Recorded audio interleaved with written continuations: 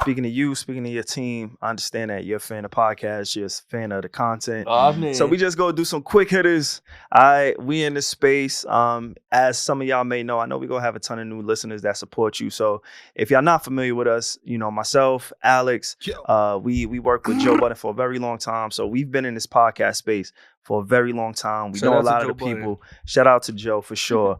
And maybe we can start there. I just want to get, your perception of the landscape in podcasts. If you're listening to certain podcasts or certain people, whatever, how you feel about it. So let's start with Joe. How you feel about Joe? Fuck with the Joe Budden podcast. For sure. Yeah, you better. That's the first time I mentioned you. You were selling coffee up there. I fuck with the Joe Budden podcast. Yeah. I don't understand a few things, but What, Okay. maybe like new hosts? Shows out the group. Why is Queens up there? Why is Queens Flip up That there? flair. Okay. You need that flair sometimes. But what flair is he bringing? You got enough flair between him and Ish. Wouldn't When you- they argue, that's enough. But wouldn't you agree, though, that sometimes maybe Ish doesn't like to argue about everything, or he kind of gets tired? But I feel like that's Right. what brings now it's like, next episode, he might fucking argue with him.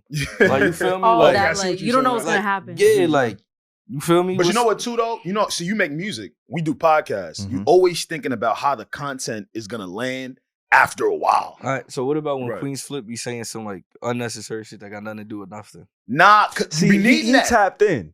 That's all I Yeah. care Yeah, about. The he's fact tapped. that he's He's really tapped. tapped in. Yeah, You know what I'm yeah. saying? I like Like, the I feel honesty. I fuck with that. Like, you yeah. feel me? Yeah. But that's probably like his top, I guess. All right, bet. Podcast, Let's yeah. go. Gillian Wallow.